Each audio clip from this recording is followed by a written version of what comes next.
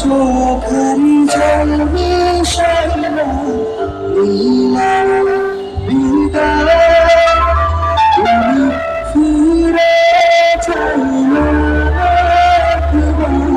চইলা গেলা যদি আজ রাতি হইবা আর ভাবো